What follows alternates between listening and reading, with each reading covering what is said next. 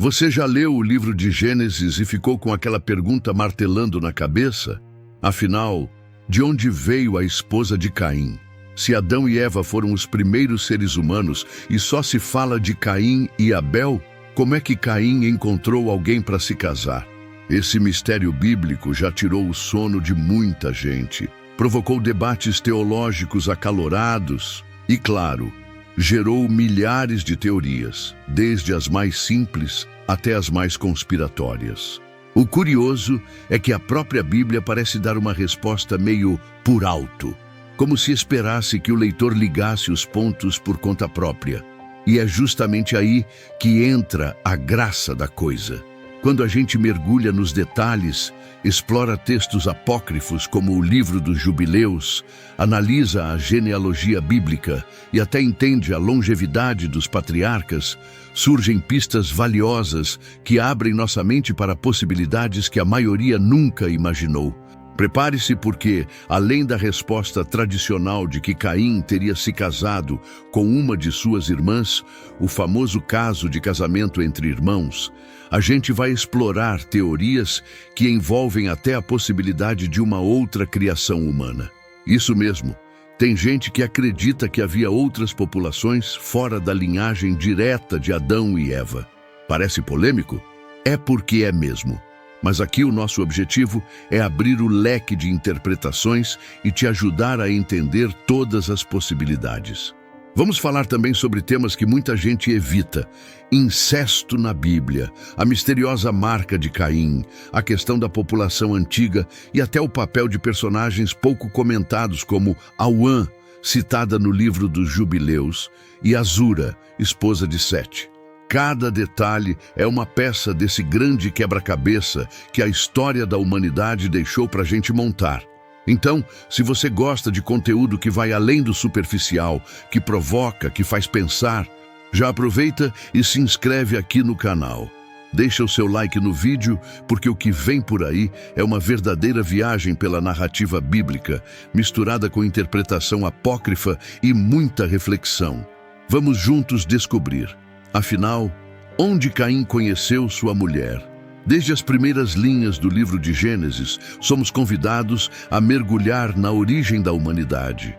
A narrativa começa com Deus moldando o primeiro homem, Adão, a partir do pó da terra e soprando em suas narinas o fôlego da vida. Uma cena carregada de simbolismo e significado espiritual. Logo depois, percebendo que Adão não deveria estar só, Deus cria Eva a partir de uma costela retirada do próprio Adão.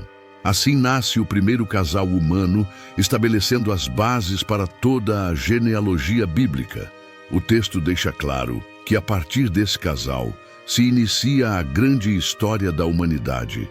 Mas o que poucos percebem é que o relato de Gênesis não detalha o número total de filhos de Adão e Eva logo de cara. O foco inicial é apenas em Caim e Abel, os dois primeiros filhos citados de forma direta.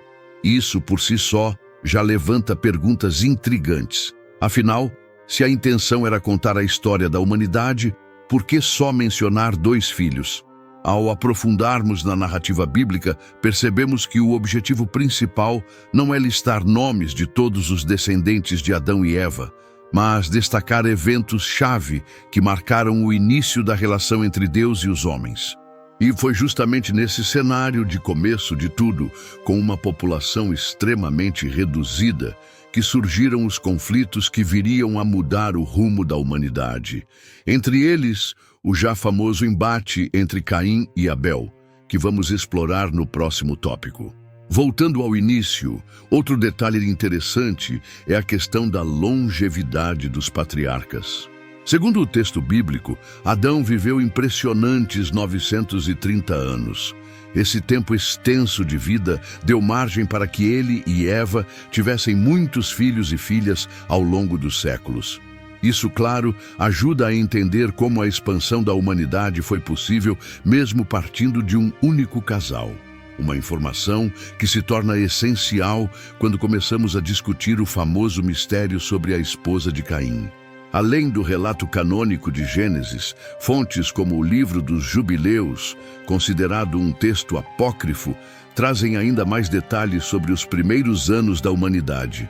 Nessa obra, por exemplo, aparece o nome de Auã, apontada como uma das filhas de Adão e Eva e, segundo algumas tradições, a própria esposa de Caim.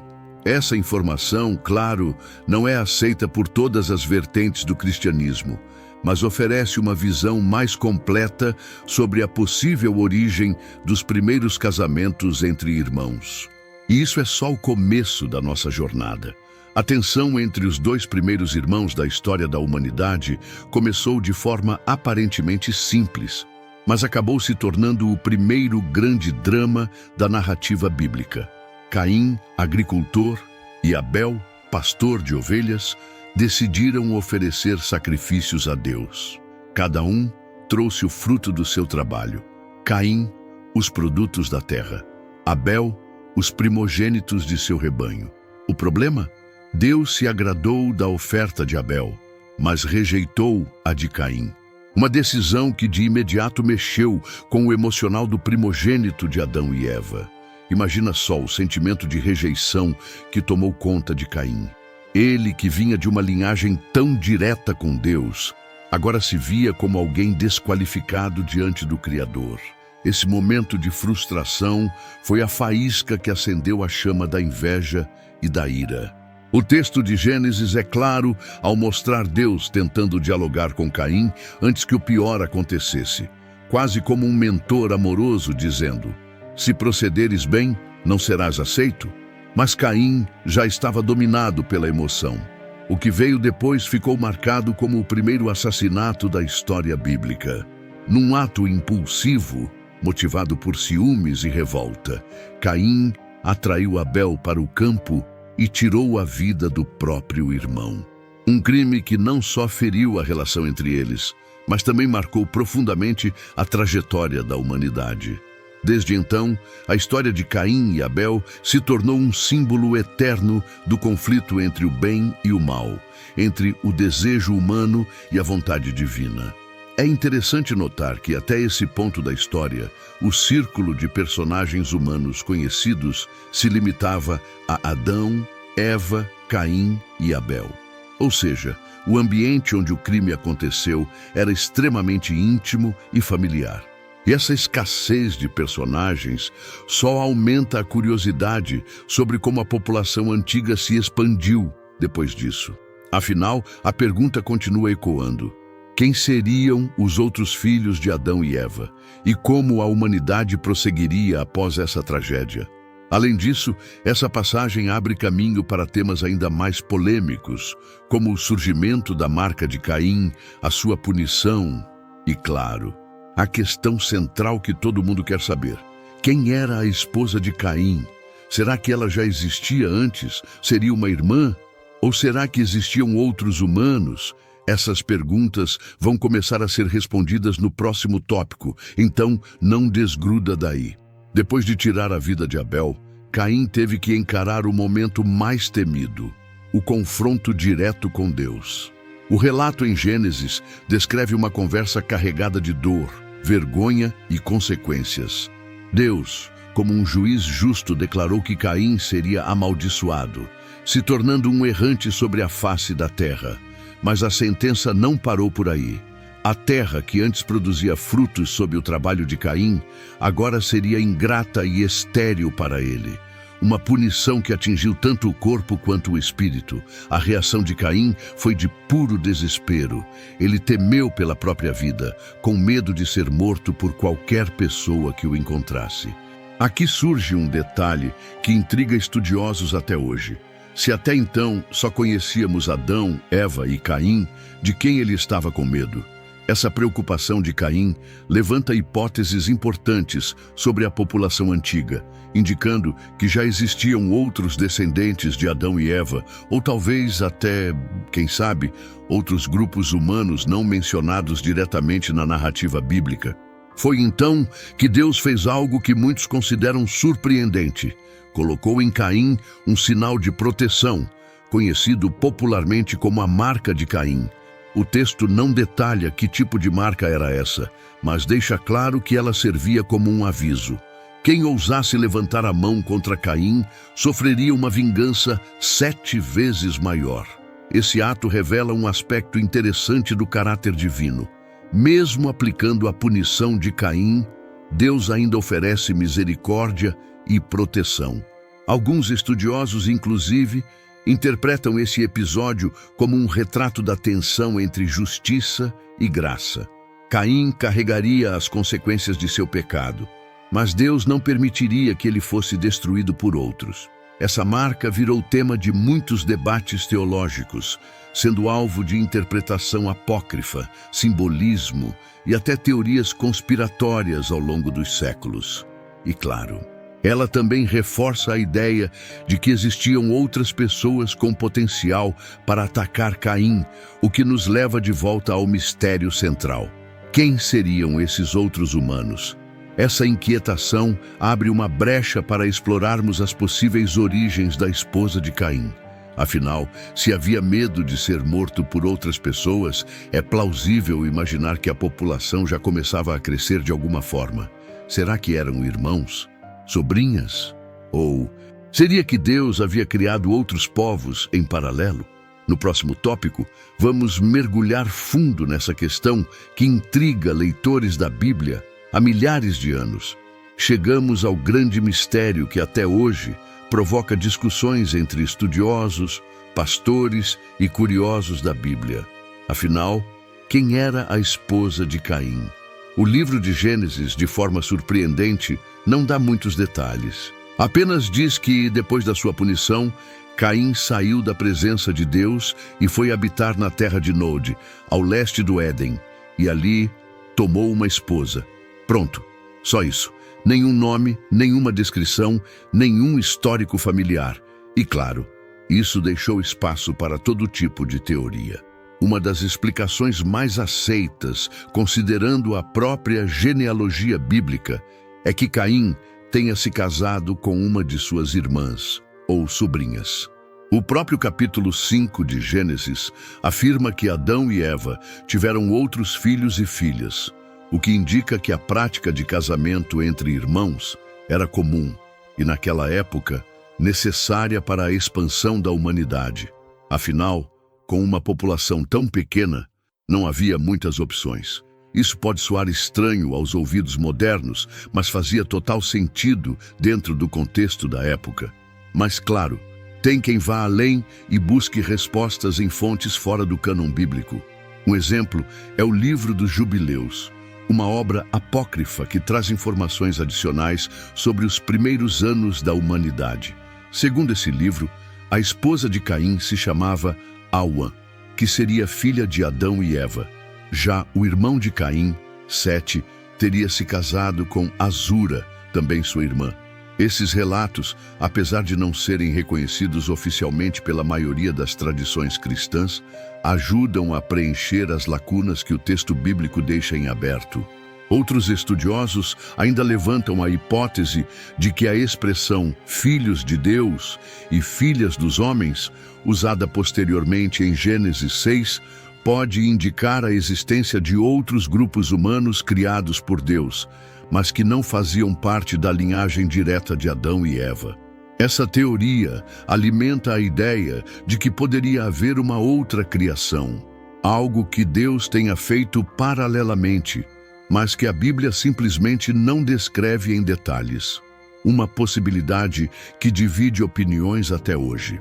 De qualquer forma, o fato é que Caim teve uma esposa e formou sua própria descendência, dando início a uma nova etapa da narrativa bíblica. Essa história de mistério e lacunas só nos mostra como a Bíblia, além de livro espiritual, também é um convite constante à investigação, à reflexão e ao estudo profundo. Mas a pergunta que fica é: será que o mistério termina por aqui? No próximo tópico, vamos abrir espaço para explorar outras fontes e teorias que vão além do texto tradicional. Quando a gente percebe que o texto de Gênesis não entrega todas as respostas, o próximo passo natural é olhar para outras fontes. E é aí que entram os chamados livros apócrifos, como o famoso Livro dos Jubileus. Esse texto, que circulou entre algumas comunidades judaicas, traz detalhes que a Bíblia canônica omite. Nele, por exemplo, aparece o nome de Auã, identificada como a esposa de Caim, além de mencionar Assura, que teria se casado com Sete, o outro filho conhecido de Adão e Eva. Essas informações extras não são apenas curiosidades teológicas. Elas ajudam a entender como os antigos tentavam preencher as lacunas da narrativa bíblica. Claro que nem todas as tradições cristãs aceitam esses textos como inspirados por Deus, mas mesmo assim, eles funcionam como uma espécie de banco de dados histórico, mostrando como os primeiros leitores da Bíblia interpretavam e ampliavam os relatos de Gênesis. São peças importantes para quem gosta de investigar a fundo. Outro ponto interessante é que essas fontes apócrifas trazem uma visão bem mais detalhada da genealogia bíblica. O livro dos Jubileus, por exemplo, chega a listar nomes, datas e até sequências de nascimentos que o Gênesis simplesmente não menciona. Isso inclui os detalhes sobre a expansão da humanidade, os casamentos entre irmãos e até a organização social dos primeiros grupos humanos. Tudo isso alimenta ainda mais o debate. Será que houve mesmo apenas uma única linhagem a partir de Adão e Eva? Além dos apócrifos, teólogos modernos também exploram outros campos de estudo, como arqueologia, genética e história antiga, buscando pistas sobre como a população antiga pode ter se expandido tão rapidamente.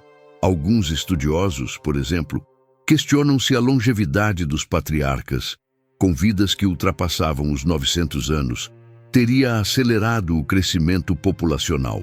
Isso abriria margem para que em poucas gerações já existissem centenas de pessoas na Terra. Mas é claro, quando o assunto envolve interpretação bíblica, sempre vai haver espaço para o mistério. Isso é o que torna essa jornada tão fascinante. No próximo tópico, vamos mergulhar justamente nessa questão. Como a humanidade se expandiu de forma tão rápida? Será que a resposta está apenas na genealogia de Adão e Eva? Ou existem outros fatores que ainda não exploramos? Quando olhamos para a história de Caim, Adão e Eva e os primeiros capítulos de Gênesis, surge uma dúvida inevitável.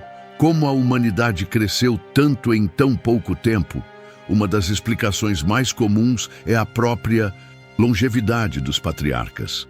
Vivendo por séculos, como o próprio Adão, que chegou aos 930 anos, os primeiros humanos tiveram tempo mais que suficiente para gerar dezenas ou até centenas de filhos e filhas. Isso por si só já ajuda a entender como a população antiga aumentou rapidamente. Mas nem todo mundo se contenta com essa resposta. Algumas teorias mais ousadas sugerem que Deus poderia ter criado outros grupos de seres humanos em paralelo. Segundo essa linha de pensamento, Adão e Eva seriam apenas os representantes de uma linhagem especial, aquela através da qual viria a história da salvação, culminando com Jesus Cristo. Já os outros povos que existiam ao redor seriam parte de uma outra criação, que a narrativa bíblica apenas menciona de forma indireta, se é que menciona. Essa ideia de outras populações humanas ajuda a explicar algumas passagens intrigantes, como o medo de Caim de ser morto por alguém logo após matar Abel. Afinal, se só existiam os filhos de Adão e Eva, quem mais poderia representar uma ameaça? Essa hipótese também tenta conciliar o texto bíblico com descobertas arqueológicas, que apontam para a existência de seres humanos em várias partes do mundo desde tempos muito antigos. Uma tentativa de unir fé e ciência. Outra possibilidade é que o termo filhos e filhas, usado em Gênesis 5:4, esteja subestimado em nosso entendimento moderno. A Bíblia não costuma fazer listas exaustivas de todos os personagens. Ela foca na linha genealógica relevante para o plano de Deus. Isso significa que, entre as muitas gerações, existiram dezenas de nomes que nunca foram registrados. mas que foram essenciais para a expansão da humanidade. O silêncio bíblico, nesse caso, pode ser mais uma questão de foco narrativo do que de omissão. No fim das contas, todas essas hipóteses deixam a gente com um leque aberto de interpretações. Desde a explicação mais simples, a de que os filhos de Adão e Eva se casaram entre si, até as teorias mais complexas sobre outras criações. E o mais interessante é que cada uma dessas ideias nos leva a refletir ainda mais sobre o propósito de Deus para a humanidade. No próximo tópico, vamos explorar um dos fatores mais decisivos nesse crescimento populacional: a impressionante longevidade dos primeiros humanos. Uma das características mais impressionantes da genealogia bíblica é a longevidade dos patriarcas. Quando lemos o livro de Gênesis, nos deparamos com números que, para o leitor moderno, parecem quase inacreditáveis. Adão viveu 930 anos. Sete chegou aos 912. Matusalém, por sua vez, bateu o recorde com 969 anos de vida. Essas longas existências não eram apenas curiosidades históricas, mas também tiveram um papel crucial na rápida expansão da humanidade. Com tantas décadas, ou melhor, séculos de vida, era natural que os primeiros seres humanos tivessem tempo de sobra para gerar muitos filhos e filhas. Imagine só, um casal vivendo mais de 800 anos em uma época sem métodos contraceptivos modernos. O resultado? Gerações e mais gerações surgindo ao longo da vida de um único patriarca. Isso explica como a população antiga cresceu tão depressa, mesmo partindo de um grupo inicial tão pequeno. Essa longevidade também influenciou profundamente a forma como as famílias se organizavam. Enquanto hoje consideramos normal uma diferença de 20 ou 30 anos entre pais e filhos, naquela época era totalmente possível que um pai visse seus filhos, netos, bisnetos e até tataranetos ainda durante sua própria vida. Um verdadeiro fenômeno geracional que ajuda a entender como, em poucas gerações, já havia um número significativo de pessoas espalhadas pela Terra. Alguns estudiosos afirmam que essa longevidade extrema tinha uma razão biológica e espiritual. Como a humanidade ainda estava nos seus primeiros estágios, o desgaste genético acumulado ao longo das gerações era mínimo. Além disso, havia um propósito divino: permitir que os primeiros homens e mulheres cumprissem a missão de povoar a terra. Esse fator também justifica o contexto em que aconteceram os casamentos entre irmãos, visto que as famílias eram ainda muito restritas. Mas claro, ao longo do tempo, a Bíblia mostra que essa expectativa de vida foi diminuindo gradualmente. Depois do dilúvio, as idades caíram bastante, até que Deus determinou que o ser humano não viveria mais que 120 anos. Isso nos leva a uma próxima questão polêmica e muitas vezes desconfortável para o leitor moderno: como os primeiros casamentos entre parentes próximos se encaixavam nesse cenário. No próximo tópico, vamos encarar de frente o tema do incesto na Bíblia e entender por que naquela época isso era considerado algo normal e necessário. Falar sobre casamento entre irmãos pode causar certo desconforto para quem lê a narrativa bíblica com os olhos da sociedade moderna. Mas para entender o contexto de Gênesis, é preciso lembrar que a humanidade estava literalmente começando do zero, com apenas Adão, Eva, Caim, Sete e os outros filhos e filhas que viriam depois. Não havia outra alternativa para a expansão da humanidade senão os casamentos entre parentes próximos. Era uma questão de sobrevivência e continuidade da espécie. Se voltarmos ao livro dos Jubileus, por exemplo, encontramos a citação de Auã como esposa de Caim e Azura como esposa de Sete. Ambas, segundo essa tradição apócrifa, seriam irmãs dos próprios maridos. Isso mostra que a prática de se casar dentro da própria família não era apenas comum, mas também necessária. E vale lembrar, A longevidade dos patriarcas fazia com que muitas gerações coexistissem, o que ampliava o leque de parentes disponíveis para formar novas famílias. E antes que alguém pense que isso era um problema isolado apenas nos tempos de Adão e Eva, vale citar outros exemplos de incesto na Bíblia em fases posteriores. Abraão, por exemplo, era meio-irmão de Sara. Também temos o caso das filhas de Ló, que, num momento extremo, se deitaram com o próprio pai para preservar a linhagem familiar. Esses registros nos mostram que, até um determinado momento da história bíblica, tais uniões eram vistas de forma completamente diferente da nossa visão atual. É importante entender que, naquele período, as questões genéticas que hoje conhecemos, como mutações e riscos para os filhos de casamentos consanguíneos, ainda não representavam uma ameaça. O DNA humano ainda era considerado puro, sem os níveis de degradação genética que surgiriam com o tempo. Isso explica por que, nas primeiras gerações, os casamentos entre irmãos não eram apenas permitidos, mas uma realidade inevitável.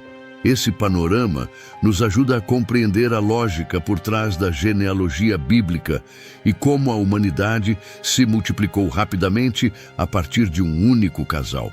Mas aí vem uma pergunta que mexe com a mente de muita gente. Se no começo o incesto era permitido, quando foi que Deus passou a proibir esse tipo de união? Para responder isso, vamos mergulhar no próximo tópico e entender a evolução das leis sobre o incesto, do Gênesis até a lei mosaica. Com o passar do tempo e o aumento da população antiga, aquilo que no início era uma necessidade, o casamento entre irmãos, começou a ser visto com outros olhos.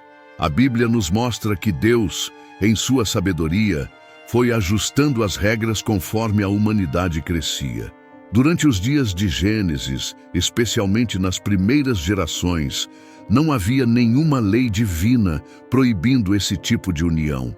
Mas isso mudou, e a grande virada veio séculos depois, com a entrega da lei mosaica. Foi só com Moisés, muitos anos após Adão, Eva e seus descendentes, que Deus estabeleceu limites claros sobre o incesto na Bíblia. No livro de Levítico, por exemplo, surgem as proibições detalhadas sobre os graus de parentesco com os quais o povo de Israel não poderia mais se casar. A partir desse momento, o casamento entre irmãos, que antes era uma solução prática para a expansão da humanidade, passou a ser considerado uma abominação, com fortes implicações espirituais e sociais. Além da questão moral, havia também o fator genético. A ciência moderna ajuda a entender que, ao longo das gerações, o acúmulo de mutações tornou o casamento entre parentes próximos cada vez mais perigoso para a saúde dos descendentes. Isso explica por que Deus, que conhece todas as coisas, só proibiu essas uniões quando a humanidade já tinha um número de pessoas suficiente para que isso fosse viável. Mais uma demonstração da combinação entre graça e justiça divina ao longo da narrativa bíblica. É interessante perceber como a Bíblia, mesmo não sendo um livro de ciência, antecipa princípios que hoje entendemos por meio da genética. O que antes era um passo necessário no plano divino para garantir a sobrevivência da espécie, agora se tornava um comportamento moralmente inaceitável. Essa evolução das leis mostra a preocupação de Deus com a preservação tanto física quanto espiritual do seu povo. Mas no final das contas, todas essas mudanças de regras e contextos nos levam a uma reflexão maior. O foco central da Bíblia nunca foi descrever cada detalhe genealógico ou biológico, mas sim transmitir verdades espirituais profundas. E é justamente sobre isso que vamos falar no próximo e último tópico: o enfoque bíblico e a mensagem espiritual que tudo isso carrega. Depois de toda essa jornada cheia de perguntas, teorias e curiosidades, é importante voltar ao foco principal da narrativa bíblica, a mensagem espiritual. O livro de Gênesis, assim como toda a Bíblia, nunca teve como objetivo principal entregar um registro completo da genealogia bíblica ou detalhes de cada personagem. A intenção de Deus, através das Escrituras, é muito mais profunda. Revelar o seu plano de redenção, ensinar sobre fé, obediência e a luta constante entre o bem e o mal. A história de Caim, desde o nascimento até sua punição, nos ensina sobre as consequências do pecado, o perigo da inveja e, ao mesmo tempo, sobre a misericórdia divina. Mesmo após cometer o primeiro assassinato da história, Caim recebeu uma marca de proteção, mostrando que Deus é justo, mas também é gracioso. Esse equilíbrio entre justiça e misericórdia é um dos grandes temas que atravessam toda a narrativa bíblica, do Gênesis ao Apocalipse. Além disso, ao observar a história de Adão e Eva, Sete, Auã, Azura e os demais personagens citados na interpretação apócrifa, percebemos que a Bíblia valoriza o relacionamento do homem com Deus acima de detalhes históricos exatos. O texto nos convida a olhar além das lacunas e enxergar a essência da mensagem. Somos chamados a viver com responsabilidade, arrependimento e fé. As perguntas sobre a esposa de Caim e a expansão da humanidade são válidas, mas o mais importante é entender o propósito espiritual por trás desses relatos. Outro ponto fundamental é que a Bíblia, ao longo dos séculos, sempre estimulou a busca por respostas, mas também o desenvolvimento da confiança em Deus, mesmo diante dos mistérios não revelados. Isso inclui aceitar que certas questões, como o exato número de filhos de Adão e Eva ou os detalhes da vida em Nod, podem permanecer como enigmas temporários que só terão respostas completas quando estivermos face a face com o Criador. Por fim, fica o convite para que cada um de nós continue estudando, buscando e refletindo sobre a palavra. A história de Caim é só uma pequena parte do grande plano de Deus para a humanidade. E quem sabe, talvez a sua dúvida sobre a esposa de Caim tenha sido o começo de uma nova fase na sua caminhada espiritual. Se você gostou dessa jornada e quer explorar mais mistérios da Bíblia, já aproveita e se inscreve no canal. Deixe seu like no vídeo e compartilhe com alguém que também ama estudar as Escrituras. Depois de tudo o que vimos, fica aquela sensação de que quanto mais a gente estuda a Bíblia, mais perguntas surgem, né? A história de Caim, a origem da sua esposa, os detalhes sobre a população antiga, a longevidade dos patriarcas e até os relatos do livro dos Jubileus.